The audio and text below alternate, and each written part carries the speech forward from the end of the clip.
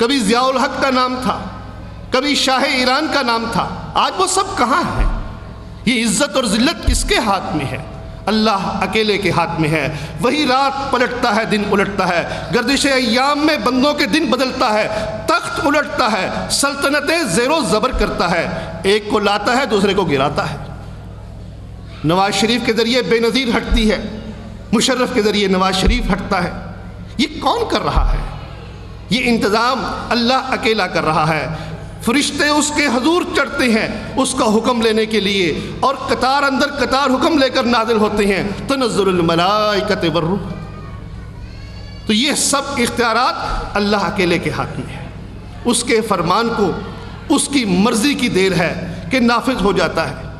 وہ جو چاہے، جسے چاہے، جس وقت چاہے، جس رخ چاہے، وہ ہو جاتا ہے۔ کوئی اس کے راستے میں رکاوٹ ڈالنے والا نہیں۔ زکریا پوچھتے ہیں، فرشتے سے کہتے ہیں کہ میرے گھر بچہ کیسے ہوگا؟ میری بیوی بانجھ ہے اور میں بوڑھا ہوں۔ فرشتہ کہتا ہے ایسے ہی ہوگا، تیرے رب کا فیصلہ ہے۔ مریم کہتی ہے میرے گھر بچہ کیسے ہوگا؟ مجھے آج تک کسی انسان نے ہاتھ نہیں لگایا اور میں بدکار بھی نہیں ہوں۔ فرشتہ کہتا ہے مالک کا فیصلہ ہے۔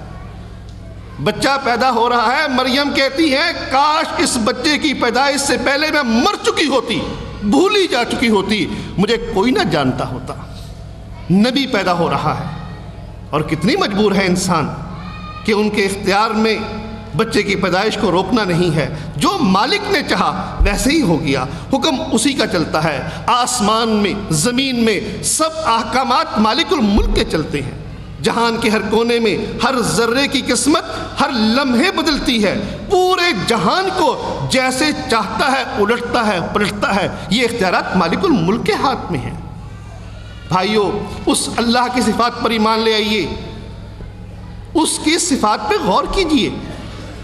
السمیع ہے، السمیع ایسا کہ سارے جہان کی آوازوں کو سنتا ہے۔ کیسی کیسی بولیاں ہیں، کہیں اردو ہے، کہیں انگریزی ہے، کہیں عربی ہے، کہیں پشتو ہے۔ ایک انسان کتنی بولیاں یاد کرے گا؟ لیکن مالک کے لیے کوئی بولی کی رکاوٹ نہیں ہے۔ کیسی کیسی فریادیں ہیں، زمین و آسمان کے ہر کونے سے ہر لمحے اٹھنے والا مسلسل شور ہے، فریادیں ہیں۔ اس آہو فغاں میں وہ ہر ایک کی الگ الگ سنتا ہے اور صاف پہچانتا ہے کہ کون پکار رہا ہے۔ سب کی بیک وقت سنتا ہے۔ یہ نہیں کہ بھی میں سنا رہا ہوں آپ نہیں سنا سکتے، نہیں، سب کی سنتا ہے، بیک وقت سنتا ہے، کسی ایک سے بھی غافل نہیں ہے۔ اس کے حضور کسی لائن بنانے کی ضرورت نہیں ہے۔ وہ مالک الملک ہے، پاک ہے اس سے کہ التجاؤں کے ازدحام میں اس کی سماعت کی بھی چوک جائے، یا کبھی حاجت مندوں کی آہو فغاں میں کبھی اس کو کسی انسان کا جواب دینا مشکل ہو جائے۔ لا تاخذہ سنۃ ولا نوم، اس کے لیے نہ اونگ ہے نہ نیند ہے۔ دن کے 12 بجے پکارو یا رات کے 12 بجے، مالک الملک جاگ رہا ہے، وہ سن رہا ہے، وہ زندہ ہے۔ بچہ بخار میں تپ رہا ہو سکتا ہے باپ سو جائے، ماں سو جائے، لیکن مالک الملک کے لیے اونگ اور نیند نہیں ہے۔ اس کو چھوڑ کر انسانوں کو پکارا جائے، اس کو چھوڑ کر انسانوں کو مشکل کشا سمجھا جائے۔ یہ انسان جو ہر بولی نہیں جان سکتے، یہ انسان جو بیک وقت 3-4 بندوں کی بات نہیں سن سکتے، یہ انسان جن کی سماعت مالک چھین لے، ان کو آواز نہیں آ سکتی، قبر میں دفن ہو گئے، اب وہ کس کی پکار سنیں گے؟ زندگی میں فاصلہ ہو جایا کرتا تھا، وہ سننے کے قابل نہیں تھے، اب وہ کیسے سنیں گے؟ بھائیو، وہ سمیع ہے، وہ العلیم ہے۔ رات کی تاریکی میں اندھیری چٹان پر سیاہ چونٹیوں کی قدموں کی آہٹ کو پا لیتا ہے۔ ہر غیب اس کے لیے شہادت ہے، کوئی راز اس کے لیے راز نہیں۔ وہ پوشیدہ سے پوشیدہ تر بات کو جانتا ہے، اسے ہر راز معلوم ہے۔ بھائیو، دل کے گہرے کنویں میں کوئی راز دفن ہو یا خیال کی آہٹ سے بھی پرے ہو، بلکہ وہ راز وجود پانے سے اسے معلوم سے پہلے اس کو معلوم ہے کہ یہ کب اور کیسے دل میں وجود پائے گا۔ کوئی اس کو دل میں پکارے وہ اس کو بھی سنتا ہے۔ بھلا یہ صفت کسی انسان کی ہے؟ کوئی ہے جو کہہ سکے کہ علی حجویری یا امام بری دلوں کی پکار کو بھی جانتے ہیں، العلیم ہے؟ کوئی نہیں کہہ سکتا۔ حتیٰ کہ رسول اللہ صلی اللہ علیہ وسلم بھی دلوں کی باتوں کو تو نہیں جانتے۔ تو وہ العلیم ہے، قادر ہے، قدیر ہے۔ قادر ایسا کہ ابو ذر رضی اللہ عنہ روایت کرتے ہیں، صحیح مسلم کی روایت ہے کہ اللہ فرماتے ہیں، رسول اللہ صلی اللہ علیہ وسلم نے فرمایا، یعنی حدیث قدسی ہے کہ اللہ فرماتا ہے، اے میرے بندو تم سب گمراہ ہو سوائے اس کے جسے میں ہدایت دوں، بس مجھ سے ہدایت طلب کرو۔ اے میرے بندو تم سب بھوکے ہو سوائے اس کے جسے میں کھانا کھلاؤں، پر مجھ سے کھانا مانگو۔ اے میرے بندو تم سب ننگے ہو سوائے اس کے جسے میں پہناؤں، پر مجھ سے کپڑا مانگو۔ یہ قادر ہے، الصمد ہے، بے نیاز ہے۔ اسی روایت میں رسول اللہ صلی اللہ علیہ وسلم نے فرمایا کہ اللہ فرماتا ہے، اے میرے بندو اگر تمہارے اول و آخر سب جن اور انس دنیا کے پارسا ترین انسان جتنے نیک ہو جائیں، میری حکومت میں ذرا بھر بھی اضافہ نہیں ہوگا۔ اور اگر تمہارے سب جن اور انس اول و آخر دنیا کے بدترین بدکار ترین شخص جیسے برے ہو جائیں، میری سلطنت میں ذرا بھر کمی نہیں ہوگی۔ یہ تو لوگوں کو ہے کہ ان کے مرید پیروں کو اٹھاتے ہیں، یہ تو لوگ ہیں جو حکومتیں بناتے ہیں، کبھی کسی کو ووٹ دے کر کبھی کسی کو دے کر۔ اللہ تو بے نیاز ہے، وہ ہماری تعریف سے بے نیاز ہے کہ ہم تعریف کریں گے پھر اس کی تعریف ہوگی۔ وہ تو حمید ہے بھائیو، وہ رزاق ہے۔ رسول اللہ صلی اللہ علیہ وسلم نے فرمایا کہ اللہ فرماتا ہے، اے میرے بندو اگر تمہارے اول و آخر سب انس اور جن کسی میدان عظیم میں جمع ہو کر مجھ سے سوال کریں اور میں ہر ایک کے سوال کو پورا کر دوں، تو میرے خزانے میں اتنی بھی کمی نہیں آئے گی جتنی سمندر کے پانی میں انگلی داخل کرنے سے پانی میں کمی آتی ہے، اتنی کمی میرے خزانوں میں نہیں آئے گی۔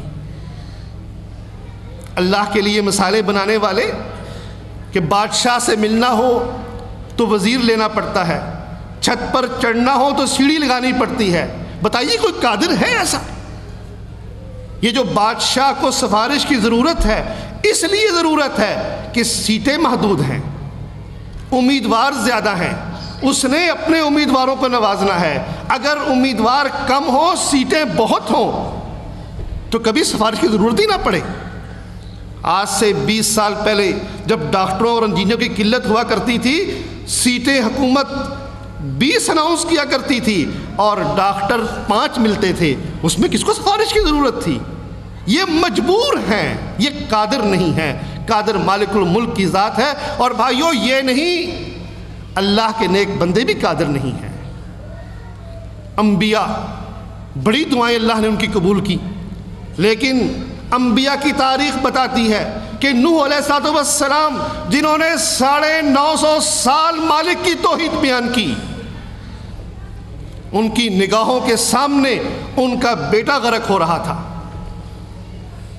وہ چاہتے تھے اس بیٹے کی قسمت بدل دیں، بیٹے کو نماز کرتے ہیں، بیٹے کو نصیحت کرتے ہیں، مالک سے دعا کرتے ہیں، لیکن دعا قبول نہیں ہوتی۔ نوح علیہ السلام قادر نہیں ہیں۔ لوگ تو کہتے ہیں نا، نگاہ مرد مومن سے بدل جاتی ہیں تقدیریں۔ پیر صاحب نے سلام پھیرا، ادھر سلام پھیرا سارے حافظ ہو گئے، ادھر سلام پھیرا سارے قاری ہو گئے۔ بھائیو نبی ہے، اس سے بڑھ کر ولی کون ہوگا؟ اور پھر خود جاتا ہے، لوگ تو پیر پکڑتے ہیں نا، یہاں تو نبی چاہتا ہے، نبی درخواست کرتا ہے کہ اے بیٹے اللہ کا عذاب آ چکا، اس کشتی میں سوار ہو جا۔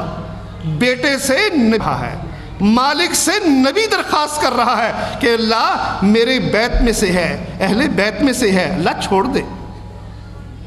سورۃ تحریم کے آخر میں اللہ نے 2 نبیوں کی بیویوں کا ذکر کیا، لوط علیہ السلام اور نوح علیہ السلام، اور فرمایا کہ یہ دونوں عورتیں ہمارے 2 نیک بندوں کے ماتحت تھیں، لیکن ان کی قسمت نہ بدل سکے۔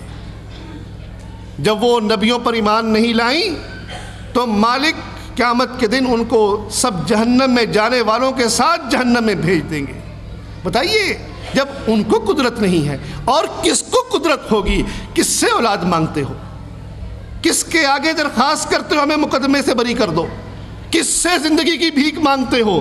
بھائیو، یہ چیزیں مالک الملک کے ہاتھ میں ہیں۔ رسول اللہ صلی اللہ علیہ وسلم کی بہت سی دعائیں مالک نے سنی ہیں، لیکن ہمیں اللہ کا قرآن بتاتا ہے کہ آپ عبداللہ بن ابی ایک منافق کی قسم بننا چاہتے تھے۔ جب وہ مر گیا، اس کا جنازہ پڑھا، اور جنازے میں دعائے مغفرت کی جاتی ہے کہ اللہ اس زندے کو بخش دے، ان مردوں کو بخش دے۔ یہ مغفرت کی دعا اللہ کے نبی صلی اللہ علیہ وسلم نے عبداللہ بن ابی کے لیے کی۔ دفنانے کے لیے اس کے بیٹے عبداللہ کو اپنا کرتا دیا کہ جاؤ اس کرتے میں جا کر دفن کر دو۔ رسول اللہ صلی اللہ علیہ وسلم اس کی قبر پر گئے، قبر میں دفن ہو چکا تھا، قبر سے باہر نکال کر اس کے منہ میں اپنا لعاب دہن وارک تھوکا۔ کس لیے؟ شاید اس کو نجات مل جائے، شاید یہ بخشا جائے۔